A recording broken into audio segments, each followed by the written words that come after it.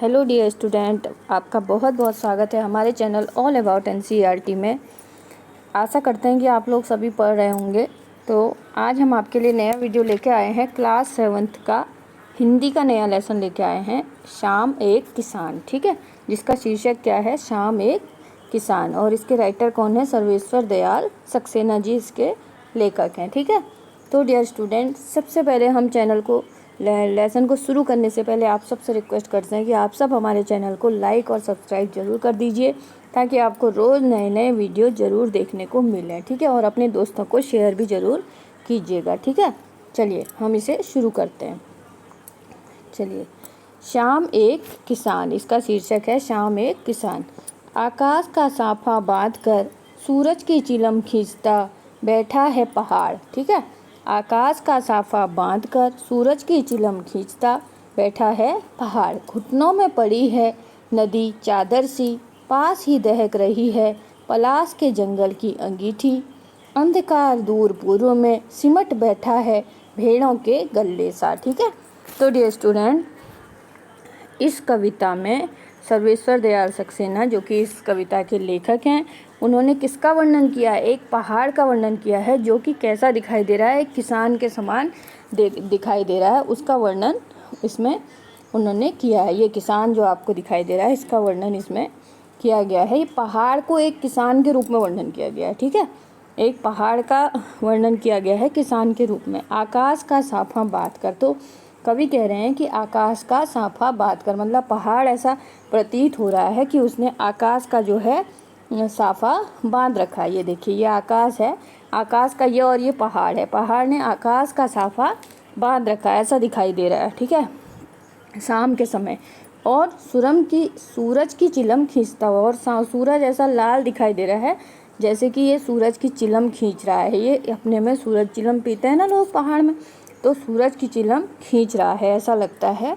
पहाड़ जो है आकाश का साफा बांध कर बैठा है और सूरज की चिलम खींचता हुआ दिखाई दे रहा है। ठीक है, और घुटनों में पड़ी है नदी चादर सी, और उसके घुटनों में क्या है, ये नदी जो है बह रही है, ये नदी बह रही है। ये ऐसा लग रहा है कि उसके घुटनों में जो है एक चादर सी पड़ी हुई है। ऐसा लग रहा है उसको देख के पहाड़ को कि उसके घुटनों में एक चादर सी पड़ी हुई है। ठीक है, पलाश के जंगल की अंगीठी, और जो है पलाश के यहाँ जो फूल खिले हैं, ये पलाश के ये पलाश के पौधे होते हैं ना, इसमें लाल लाल रंग के फूल आते हैं, तो ये ऐसे लग रहे हैं कि मानो एक अंगीठी जल रही है। पलाश के जंगल की अंगीठी, ये पलाश का जंगल ऐसा लग रहा है जैसे अंगीठी जली हुई है और वो दहक रही है। ठीक है, अंधकार दूर पूर्व में सिमटा बैठा है भेड़ों के गले सा, और अंधकार जो है छाने वाला है, और उसके बीच में ऐसा लग रहा है जैसे भेड़ों के गले सा बैठा है, जैसे भेड़ों का झुंड, जो अंधेरा ऐसा महसूस हो रहा है जैसे कि भेड़ों का